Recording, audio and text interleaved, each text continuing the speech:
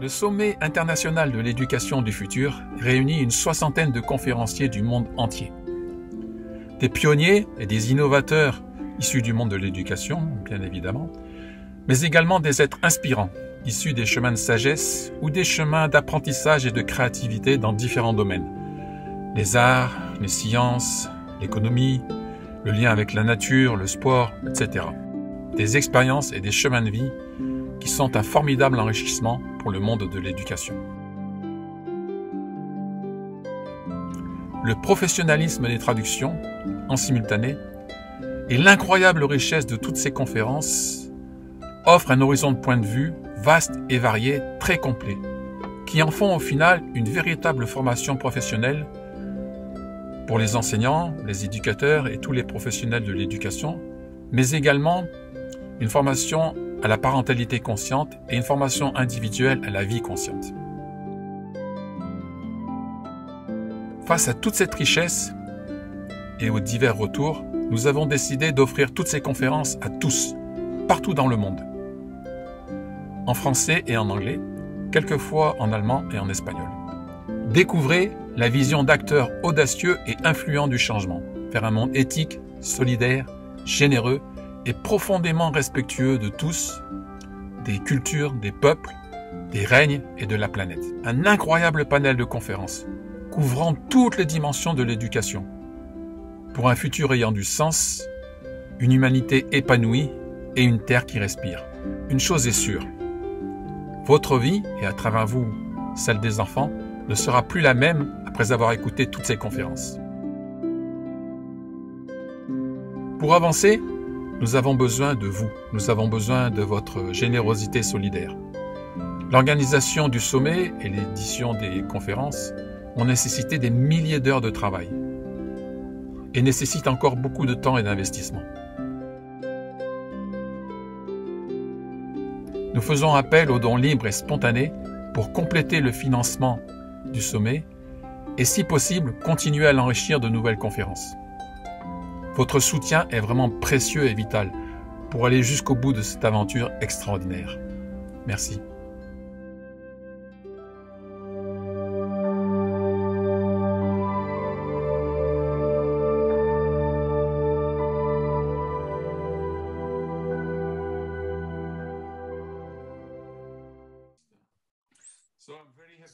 Je suis ravi de t'accueillir, Suji. J'étais ravi de te rencontrer il y a un mois. C'est un homme très intéressant qui a fait énormément de choses intéressantes. Il a fait beaucoup de choses. Il a passé beaucoup de temps en Inde. Il a fait énormément de choses en matière d'éducation, en matière de conscience, de bonheur, d'abondance, etc. Et vous allez passer un moment formidable avec lui, j'en suis sûre. Je lui passe la parole. Merci pour cette introduction époustouflante.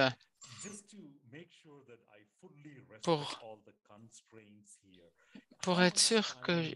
Combien de temps avons-nous? Je voudrais être sûr de respecter.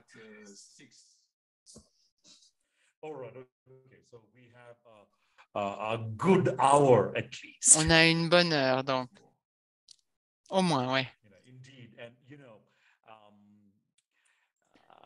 I happen to be noticing in the Q&A a couple of Je me suis rendu compte dans les questions-réponses qu'il y a eu beaucoup de questions intéressantes. C'était vraiment une inspiration pour moi. Donc,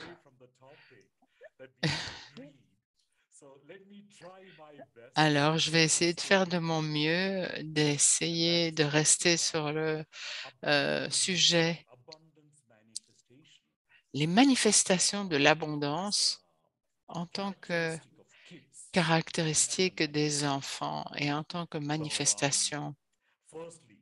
Tout d'abord, je voudrais remercier Abel pour les mois d'efforts pour la cause de l'éducation du futur. J'ai tellement d'admiration pour les sacrifices que tu as fait au cours des derniers mois, tout ce rêve que tu as mené à bien.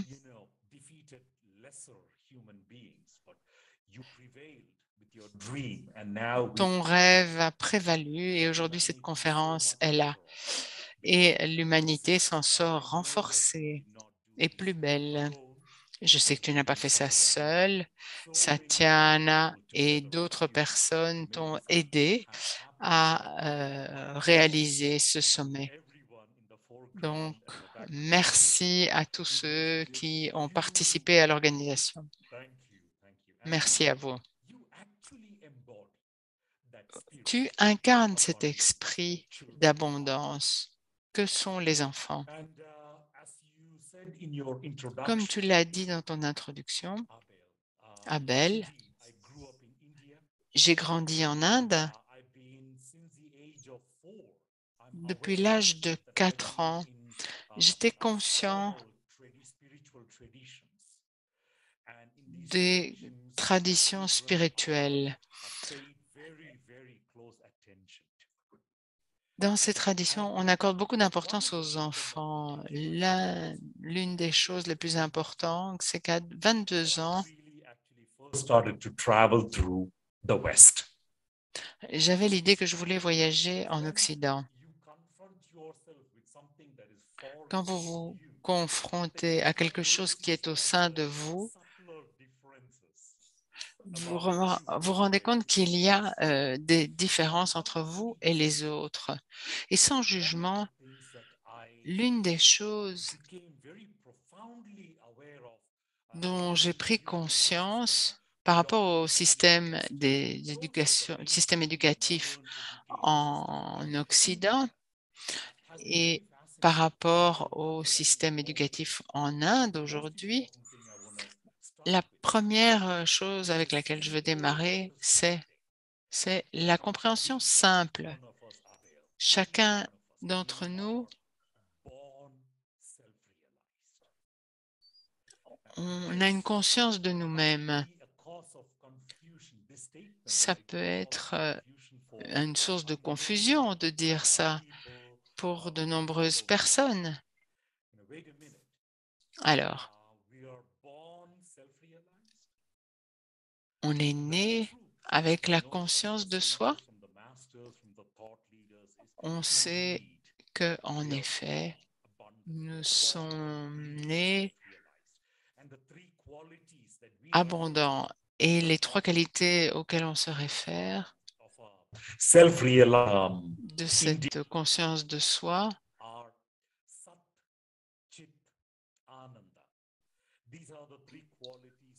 3 qualités que l'orateur vient d'exprimer en indien.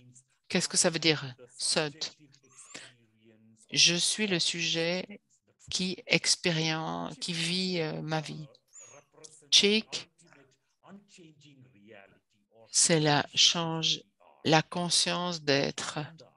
Et Alanda, excusez-moi, l'interprète dit la qualité du son est très mauvaise et on ne comprend pas correctement. L'interprétation est très complexe parce qu'il n'est pas possible de tout entendre.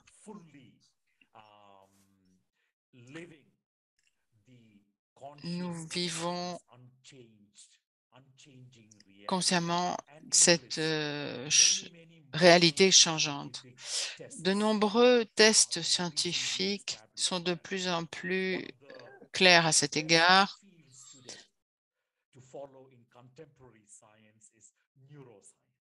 Les neurosciences établissent que quand nous naissons,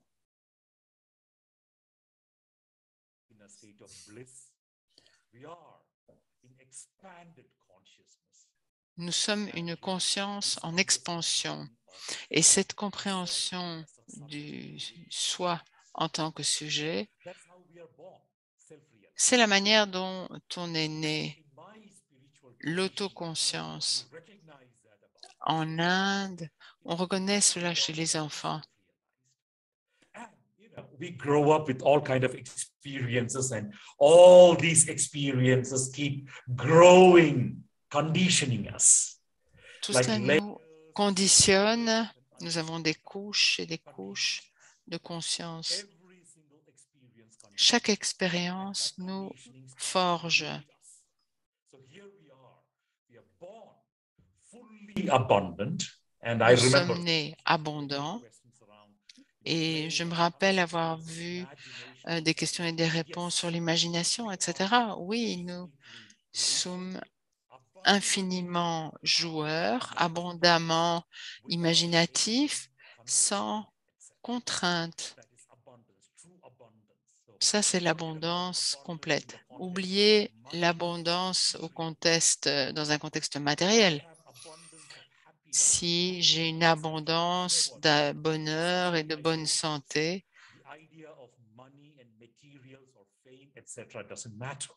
l'argent n'a plus d'importance.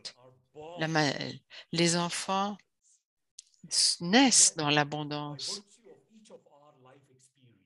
Grâce à notre expérience, petit à petit, cette abondance se réduit. Cette sensation d'abondance se réduit. Chaque vie, chaque expérience de vie peut être positive et négative, nous contraint de plus en plus.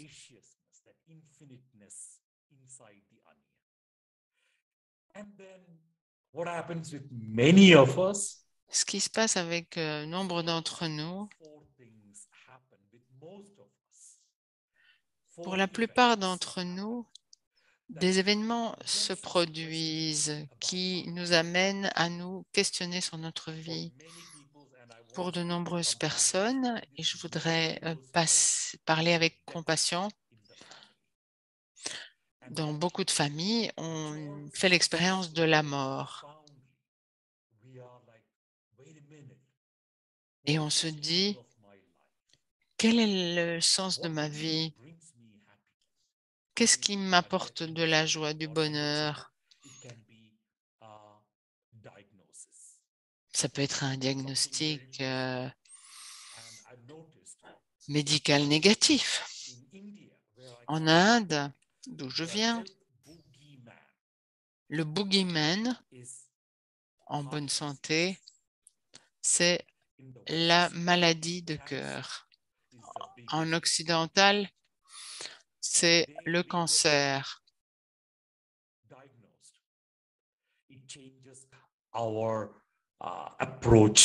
Cela change notre approche de vie. On commence à se poser la question, qui suis-je? En quoi consiste ma vie? Pourquoi est-ce que je suis né? Deuxième événement, un divorce, une séparation, peut-être une troisième raison qui peut nous faire remettre en question notre vie et nous poser des questions sur notre vie. Et le dernier événement qui éveille les personnes, c'est la perte de l'identité. Par exemple, vous avez vécu toute votre vie en tant qu'homme d'affaires et du jour à l'autre, vous perdez votre job, votre entreprise fait faillite ou pendant 20 ans, vous avez été à la maison et le jour suivant, vos enfants vivent ailleurs. Ça représente une crise identitaire importante. L'un de ces événements se déroule forcément dans la vie des gens et cela crée un parcours spirituel. Et vous commencez à vous poser la question, quelle est la signification de la vie? Quel est le sens de ma vie?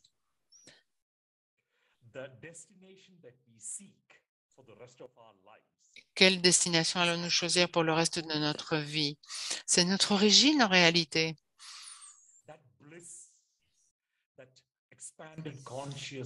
Cette conscience étendue, cette abondance avec laquelle nous sommes nés, c'est ce vers quoi nous retournons. On déconditionne son soi.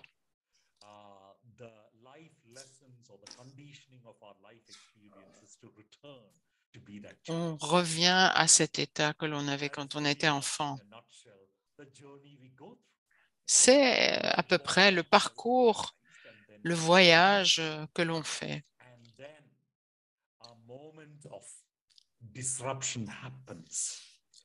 C'est un moment une perturbation qui fait que nous nous reposons des questions et que nous revenons à cet esprit d'enfant. Pourquoi est-ce que c'est important de comprendre ça? Dans ma culture, nous reconnaissons que les enfants ont une conscience d'eux-mêmes parce que comprendre cela aide à comprendre comment on éduque nos enfants.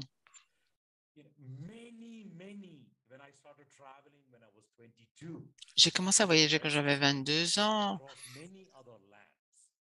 vers l'Occident.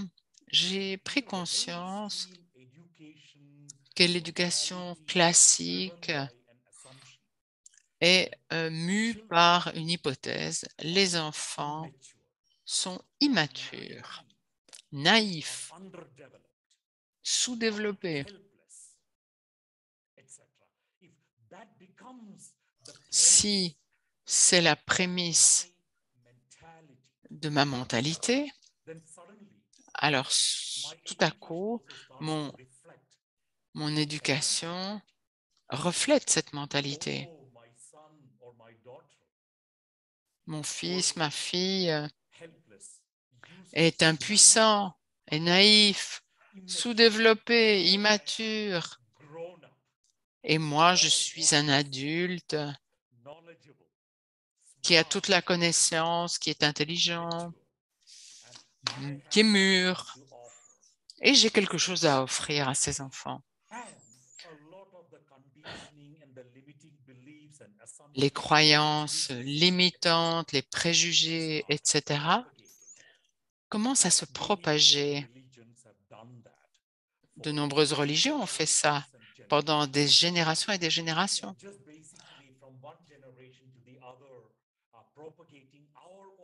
Il y a une propagation de génération en génération de cela. Peter a parlé du jeu. C'est l'un des attributs les plus divins de notre existence. Et je voudrais vous poser cette question, cher public. Si vous aviez tout l'argent du monde, tout ce dont vous aviez besoin pour toute la vie, et du temps, tout le temps nécessaire,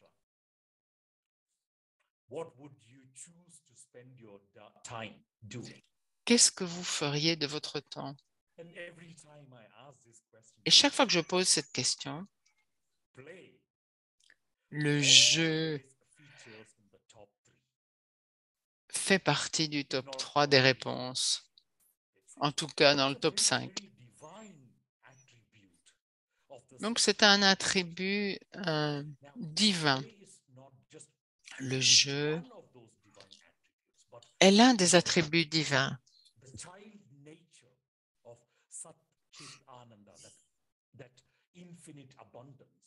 Cette abondance infinie, c'est une expérience subjective.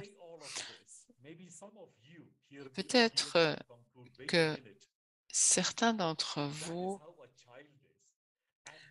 peuvent penser que c'est ce qu'est un enfant.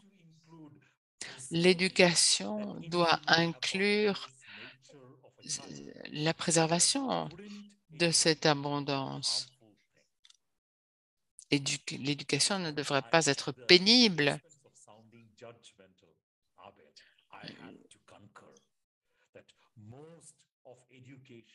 La plupart de l'éducation dans l'Est et en Occident est plus dommageable qu'elle n'aide les enfants. Très souvent, on me dit que je suis futuriste. Les gens posent des questions profondes sur l'avenir de l'humanité. Il est clair, et les études l'ont montré, ce n'est pas moi, ce ne sont pas des mystiques qui ont dit ça. Des chercheurs scientifiques très clairs, c'est qu'un enfant de 4 ans qui entre à 4 ans à l'école apprend des choses inutiles pour quand elle quittera l'école, quand il aura 18 ans. Presque tout ce qu'il apprend est obsolète une fois qu'elle devient adulte. Ce qu'on appelle la science. À une époque, en Inde, le cholestérol était vraiment le mal absolu. Aujourd'hui, ce n'est plus pertinent. On disait que la graisse, c'était le diable, et puis les hydrates de carbone. Aujourd'hui, c'est le sucre. La science, telle qu'on la connaît, la science matérialiste, avance tellement vite, change tellement vite, que quoi qu'on apprenne à l'école devient obsolète une fois qu'on quitte l'école.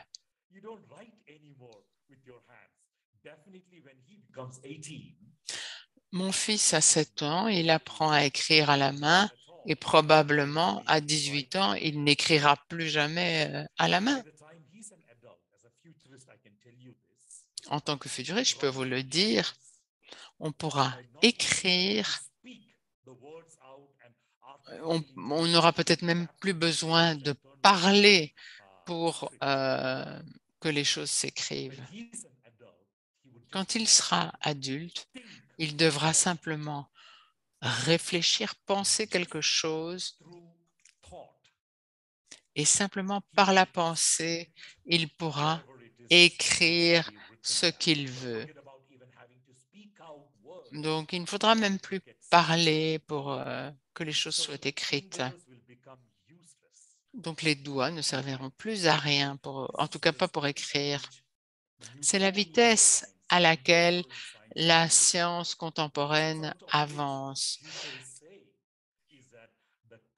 Les futuristes disent que l'éducation d'aujourd'hui est complètement obsolète pour la génération dans 20 ans. Et l'idée d'abondance est un concept auquel je tiens beaucoup. La poursuite de cette abondance intérieure, c'est une quête importante. J'ai même écrit un livre qui a été très bien reçu, un petit livre très bien accueilli dans différentes langues. Un livre sur la perte de cette abondance. Si vous n'essayez pas de la casser et de la... Regardez les enfants qui jouent dans une plaine de jeux. On peut se dire, waouh, je vois l'abondance en action. C'est une expérience très gratifiante, en tout cas pour moi, parce que en tant qu'observateur de cette abondance en jeu, mon esprit veut devenir comme eux. Et ça, ce sont les enfants. Donc imaginez quelle expérience miraculeuse c'est d'être un enfant. Et ensuite arrive l'éducation. Et on devient conditionné. Tous les orateurs que vous avez alignés pour ce sommet, Abel, ils ont tous énormément de choses à partager dans le réexamen de l'éducation. Et d'où je viens, je me souviens, Satyana avait des questions sur Montessori, l'éducation Steiner, etc. Et vu que je suis curieux, j'ai étudié tout ça.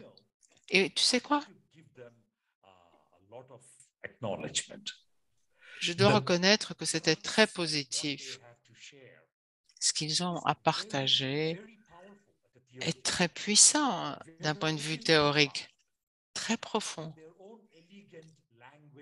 Dans leur langage élégant, ils nous ont donné un rappel du type d'éducation qui convient le mieux. Mais dans la pratique, les choses sont différentes.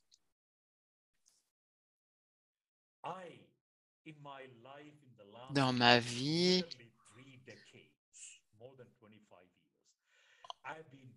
depuis 25 ans, je visite des écoles, pas tant pour comprendre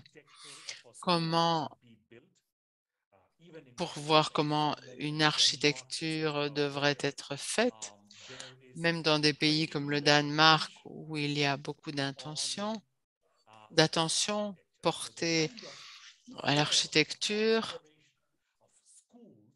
d'écoles qui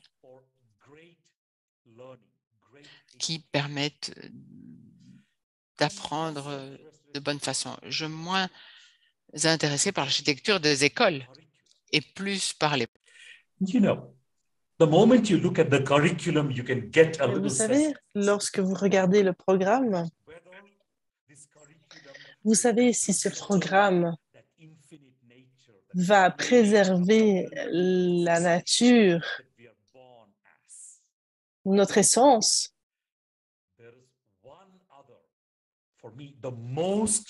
Et pour moi, il y a un élément qui est pour moi le plus important dans une école, c'est le niveau de conscience des professeurs.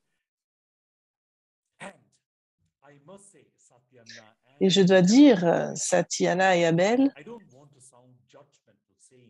que je ne veux pas juger, mais je travaille souvent avec des professeurs. Je rencontre régulièrement des professeurs et je les regarde et j'ai développé une intuition et en 60-90 secondes, j'ai une intuition qui me parle et qui me dit « Waouh, je peux voir la construction, le niveau de conscience d'un professeur. » Ou alors, quelle horreur, ce professeur, elle est expansive, elle occupe l'espace, mais elle ne permet pas aux enfants de se développer parce qu'elle n'écoute pas leur essence. Et donc, un facteur, la conscience du professeur, va vraiment faire la différence. the entire bureaucracy and the school Oubliez administration. toute la bureaucratie, l'administration, le programme.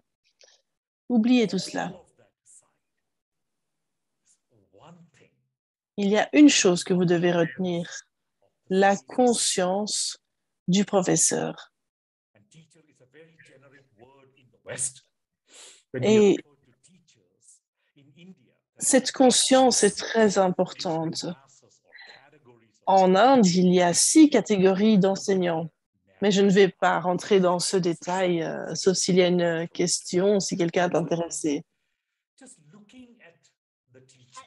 I'm sorry to interrupt. There is a Je question. suis désolée, il y a une question, il y a une main qui s'est levée il y a un petit temps déjà.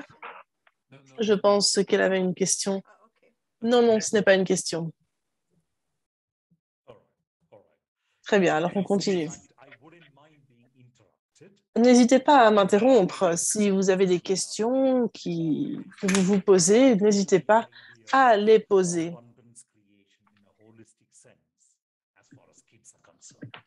You know, Et j'essaierai d'y répondre. a few minutes, Abel and Satya, J'ai pris quelques minutes pour partager ma compréhension des enfants, born as the subjective experience of expanded consciousness and bliss.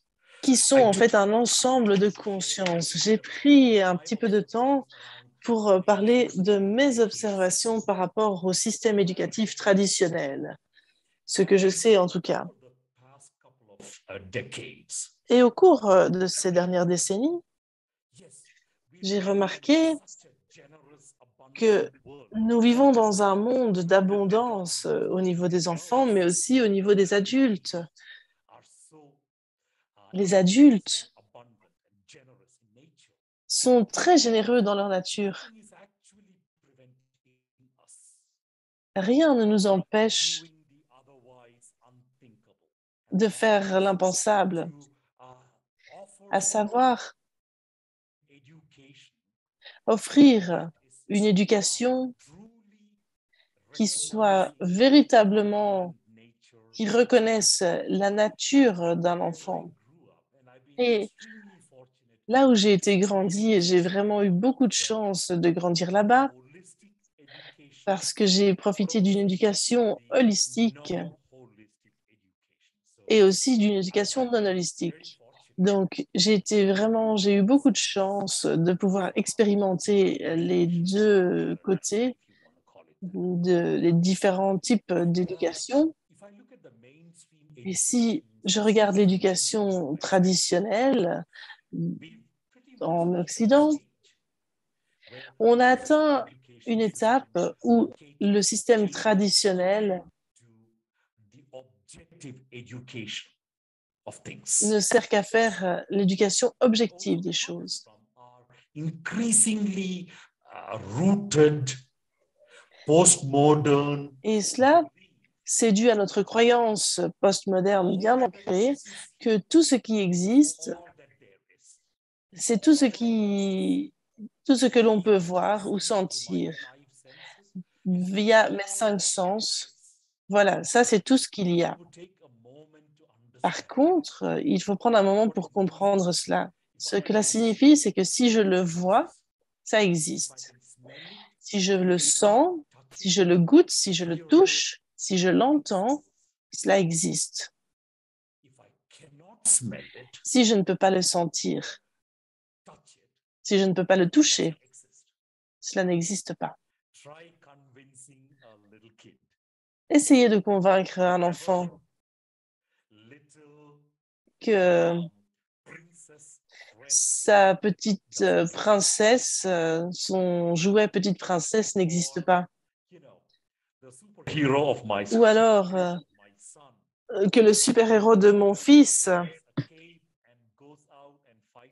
qui a une cape qui lutte contre les méchants, n'existe pas.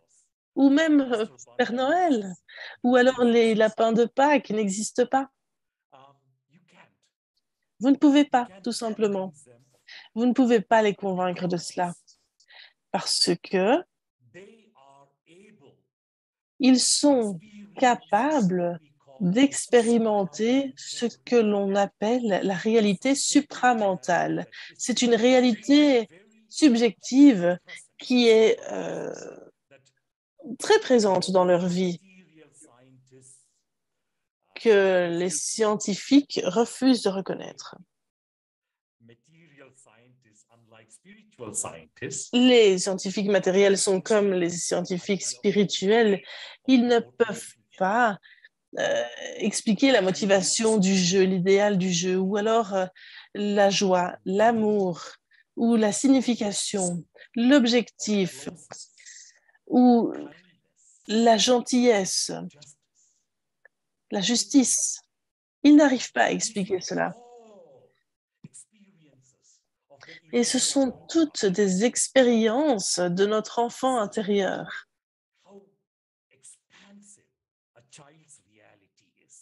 Il faut voir la grandeur de l'expérience d'un enfant, la conscience d'un enfant. Ils peuvent vivre dans 4 univers différents au même moment. Et donc, on est là, vous et moi, nous partageons une réalité, un univers. Lorsque nous sommes dans nos rêves les plus profonds, dans un sommeil profond, les enfants, eux, sont présents dans toutes ces réalités, simultanément. Et ce n'est pas un scientifique spirituel qui vous parle, ni un neuroscientifique. Et donc, si tout ceci est vrai, qu'il y a une réalité subjective et objective, eh bien là, confiner, limiter votre éducation aux choses concrètes, ce n'est pas vraiment bien. C'est une approche délibérément nuisible. C'est en fait déconnecter un être humain de l'enfant qu'il a en lui. Alors, une éducation holistique, globale, et c'est là où j'ai travaillé au cours de ces dernières dizaines d'années. J'ai travaillé en Orient et en Occident en analysant les systèmes éducatifs. On se base sur le fait que l'éducation holistique, je sais qu'Abel n'aime pas le mot, mais c'est un mot très reconnu en Occident. En Occident, on parle d'une éducation ordonnée. Donc, il y a quelque chose qui est normal, qui est considéré comme la norme, l'origine, et il y a une éducation alternative aussi, une école Montessori ou un autre type d'école. Donc, on parle d'une éducation alternative. Eh bien là, Abel, une éducation alternative, c'est un mélange entre la science objective et de sciences subjectives. Et je pense que Peter en a brièvement parlé au cours de la dernière demi-heure de son intervention sur les points importants que doit comporter l'éducation.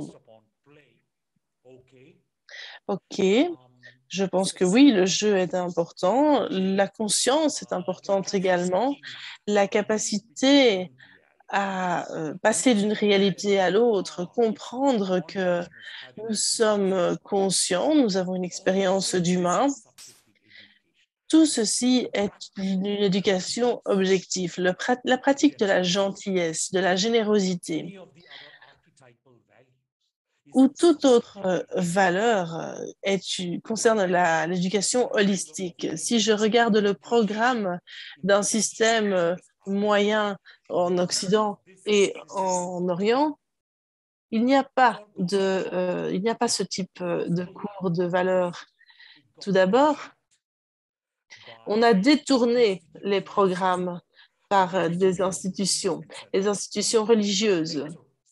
Ensuite, c'est devenu une perte de temps. Et c'est sans doute une histoire vieille de 150 ans, l'ère industrielle. Lorsque nous sommes entrés dans l'ère industrielle, on a dit, vous savez quoi? Ce qui est important, c'est qu'une personne soit capable d'être autonome de manière répétitive, avec une grande cohérence et une répétition. Et c'est devenu le mantra. C'était simple de se concentrer sur l'éducation objective en vous disant, voilà, moi je dois vous dire cela et c'est tout. C'était juste avant le Covid. Je suis allée visiter une ville en Inde et vraiment, j'ai été transportée de l'aéroport jusque dans la ville. Et dans la ville, je devais tenir plusieurs événements. Et lorsque je roulais, j'ai vu des grands panneaux d'affichage, très, très grands. Et sur ces panneaux d'affichage, il y avait de la publicité pour une école privée. La plupart des écoles en Inde sont privées, tout simplement parce qu'on manque de ressources gouvernementales. Et cette école se déclarait fièrement, disait fièrement, nos enfants étudient 12 heures par jour, chaque jour. Et moi, je me suis dit, waouh! Et 12 heures d'éducation officielle chaque jour, waouh! Parce que les écoles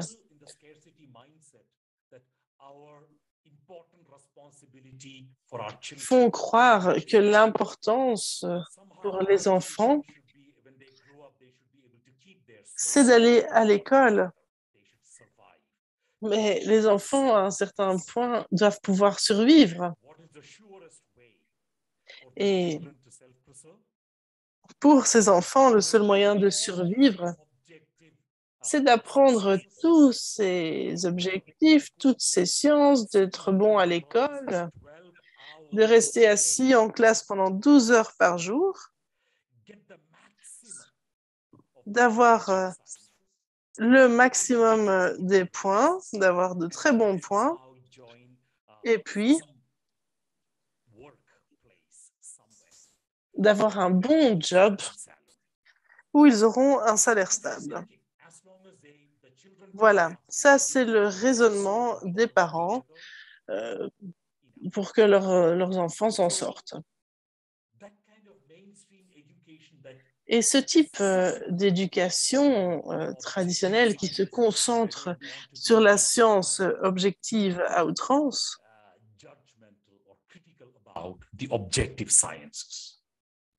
ne parle que de la science objective, mais il n'y a pas que cela.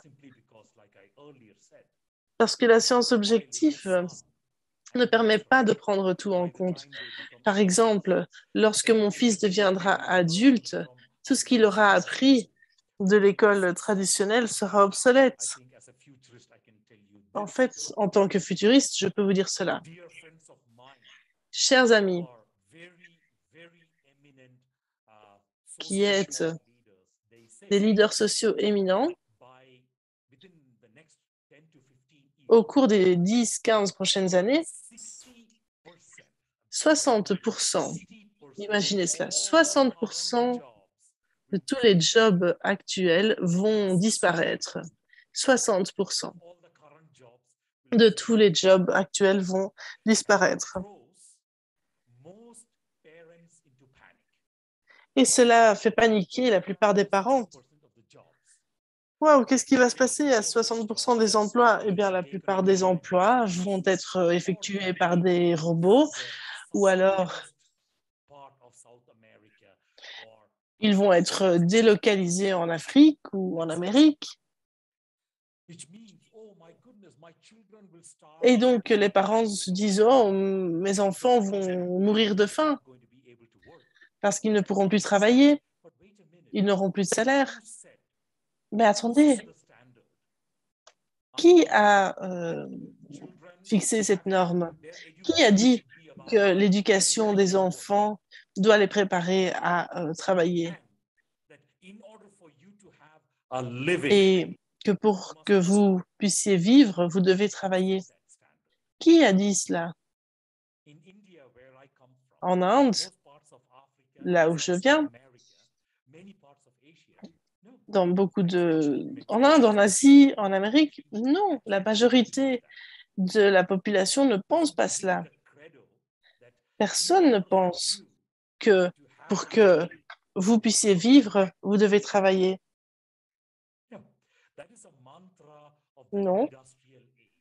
Ça, c'est un mantra de l'ère industrielle qui s'est introduit dans le système éducatif. Mais attendez une seconde. Je ne veux pas que ma fille et mon fils aillent à l'école parce qu'un jour, ils vont apprendre des compétences qui vont leur permettre de travailler. Non. L'univers est abondant. Je ne dois pas leur rappeler cela. Ils me le rappellent chaque jour que l'univers est abondant. Nous sommes l'abondance. Et nous ne devons pas passer 16 heures à se préparer à travailler pendant les 40 prochaines années. Et tout ceci, c'est le mantra du système éducatif moderne et de la science objective. L'éducation holistique change la mentalité. Ici, dans l'éducation holistique, on commence avec l'enfant au cœur des préoccupations. Quand un enfant est né, l'être et l'enfant ne font qu'un. Et lorsqu'il grandit, l'enfant devient un adulte. Et on récompense même l'enfant.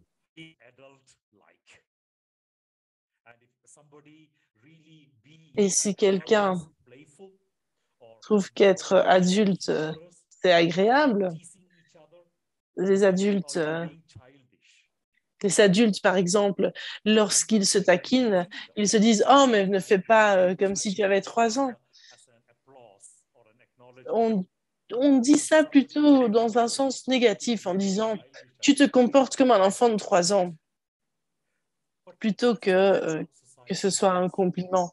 Mais ce n'est pas comme cela que la société doit fonctionner. Est-ce que être adulte, ça veut dire être déconnecté de l'enfant qui est en nous?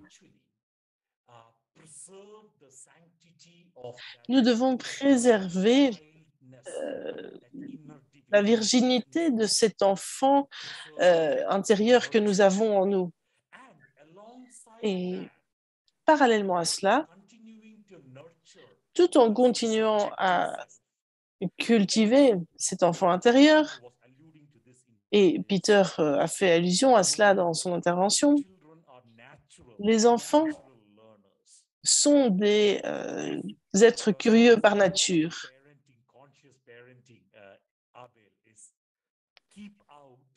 Le fait d'être parent, c'est justement de ne pas se mêler de toutes les affaires de l'enfant. C'est la première loi d'être conscient lorsqu'on est parent, ne pas toujours être dans les pieds de l'enfant et de pouvoir le faire découvrir. Moi, regardez, mon fils découvre énormément de choses. Il a 7 ans, il peut lire. Et vous savez quoi?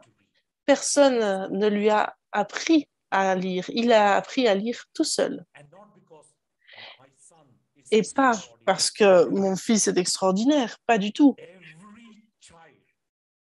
Chaque enfant est extraordinaire. En fait, nous sommes tous extraordinaires, sauf que nous ne nous en rendons pas compte. Et c'est important parce que nous devons modifier notre perception de l'enfant. Et même si nous sommes convaincus que nous devons réfléchir comme cela par rapport à un enfant, même si l'éducation est libre, libre entre guillemets, on dit que l'éducation est libre. Mais pour moi, en venant d'Inde, d'une région rurale, bien sûr, dans mon village, tout le monde éduque les enfants. Mais sinon, j'ai voyagé dans d'autres parties du monde, aux États-Unis, au Canada et en Europe. L'éducation est libre, ce qui est très noble, particulièrement en Allemagne. Et j'ai beaucoup d'admiration parce que là, il y a une éducation holistique qui est offerte gratuitement. Et tout en respectant le programme du ministère.